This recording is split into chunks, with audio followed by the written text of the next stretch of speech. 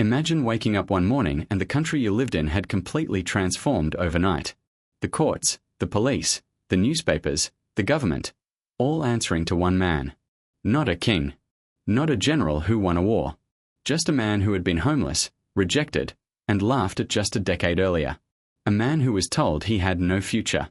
A man named Adolf Hitler. And what he did to one of the most educated, most advanced nations in the world should terrify every single one of us. Welcome back to Timeless Chronicles, where we don't just read history, we live it. If you're returning, you already know how deep these stories go. If you're new here, buckle up because this might be the most important story we've ever told. Subscribe if you haven't yet, because what you're about to hear is something schools rarely teach you the full truth about. Germany, 1918. The First World War had just ended, and Germany was on its knees. The country had lost the war, and with it, its pride, its economy, and its identity. Millions of soldiers came home to nothing. Inflation became so extreme that people were literally carrying wheelbarrows of money just to buy a loaf of bread. Unemployment was everywhere. Families were starving. And the government, known as the Weimar Republic, seemed completely powerless to fix any of it. The German people were desperate. And desperate people are dangerous, not because of what they will do, but because of who they will follow. Enter Adolf Hitler. Here is what most people don't talk about enough. Before Hitler became one of history's most feared dictators, he was a failure by almost every standard. He was born in Austria in 1889. He dreamed of becoming a great artist, but the Vienna Academy of Fine Arts rejected him. Twice. He lived in homeless shelters. He sold small paintings on the street just to eat. The people around him saw nothing special. Nothing threatening. Just a quiet, bitter young man with big opinions and very little to show for his life. But then came the war. Hitler served in World War I, and for the first time in his life, he felt a sense of purpose. He was awarded medals for bravery. And when Germany lost, something inside him broke completely. He didn't accept the defeat. Instead, he believed in what was called the stab in the back theory, the idea that Germany hadn't really lost on the battlefield but had been betrayed from within by Jews, communists, and weak politicians. That belief became his fuel. He joined a tiny political group in Munich that would later become the Nazi Party. And this is where things start to get chilling because Hitler had one gift that made up for everything he lacked in life. He could speak. Not just well.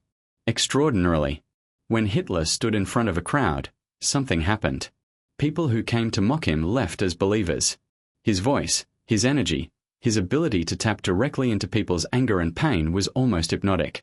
He didn't just give speeches. He gave people someone to blame. And in a nation drowning in shame and suffering, blame felt like relief. By 1923, Hitler felt bold enough to attempt something reckless. He tried to seize power by force in what became known as the Beer Hall Putsch, a failed coup attempt in Munich. It collapsed almost immediately. He was arrested, put on trial, and sentenced to prison. Most political careers end there. But what happened next changed everything. In prison, Hitler wrote a book, Mein Kampf, which translates to My Struggle. In it, he laid out his entire ideology, his hatred, his vision, his plan. It sold slowly at first. But as Germany's crisis deepened, people started reading it. And the ideas inside it, no matter how extreme, found a willing audience. When Hitler was released after just 9 months, he didn't go back to the shadows. He went back to work. But this time, smarter, more patient. He would not take power by force. He would take it through the system. Through the late 1920s, the Nazi Party grew. Hitler gave speech after speech across Germany. He promised jobs. He promised pride. He promised to restore Germany to greatness. Sound familiar?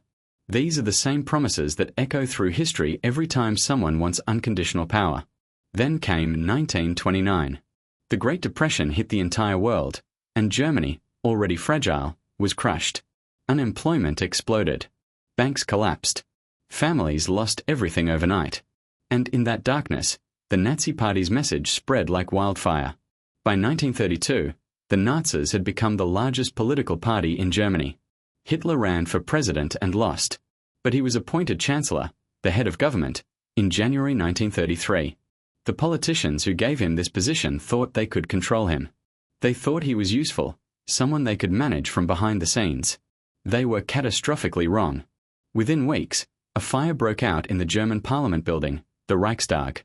Nobody knows for certain who started it, but Hitler used it immediately. He blamed communist enemies.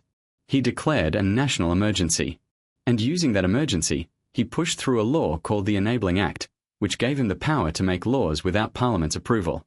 Just like that, democracy in Germany was over. He banned other political parties. He took control of the courts, the press, and the police. He replaced military loyalty to Germany with personal loyalty to him. And he did it all legally, using the very laws and systems that were designed to protect the people. This is the part that should keep you up at night. He didn't break the system. He used it. If this story is making you think, good. That's exactly what it should do. Go ahead and hit that like button right now because it helps more people find this story, and honestly, more people need to hear it. Subscribe if you haven't, and drop a comment below telling me what you think was Hitler's most dangerous quality. Was it his words? His timing? Or the silence of the people around him? I read every single comment. Once Hitler had total control, he built a system designed to make resistance almost impossible. Propaganda was everywhere. Schools taught Nazi ideology. Youth groups shaped the minds of children from the earliest age. The media only published what the government approved. Neighbors reported neighbors. Fear became the currency of daily life. And for those who spoke out, there were consequences most people dared not think about.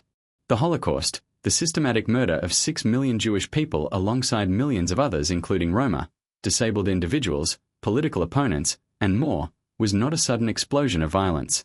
It was a slow escalation. It began with words, then laws, then badges and ghettos, and then the unthinkable. This is the hidden truth that history screams at us. Genocide does not begin with gas chambers. It begins with language, with exclusion, with the slow normalization of hatred until ordinary people become participants in extraordinary evil. Hitler's obsession with conquest eventually became his undoing. His decision to invade the Soviet Union opened a front that stretched his military beyond breaking point. The Allied forces closed in from the west. City by city, the empire he had built on fear and lies began to collapse. By April 1945, Soviet forces were advancing into Berlin itself. The man who had once commanded the loyalty of millions was hiding underground in a bunker beneath a city in ruins. On April 30th, 1945, Adolf Hitler took his own life. The Third Reich, which he had promised would last 1,000 years, had lasted just 12. Here is what history is trying to tell us through this story. One man should never have that much power. But Hitler didn't rise alone. He rose because of economic collapse, political weakness, public fear, and the silence of good people who thought someone else would stop it. The scariest thing about Adolf Hitler is not that he was a monster. The scariest thing is that he was a human being who found a broken moment in history and exploited it with terrifying precision. Every generation thinks it could never happen to them. Every generation is wrong. The question history is asking us right now is simple. Are we paying attention? If this video made you think, if it moved you, if it made you see history differently, then please share it. These are the stories the world needs to keep telling. Subscribe to Timeless Chronicles because we have so many more stories like this, stories that don't just entertain you but genuinely change the way you see the world. Like this video, leave your thoughts in the comments, and I will see you in the next one. Stay curious, stay aware, and never stop asking questions.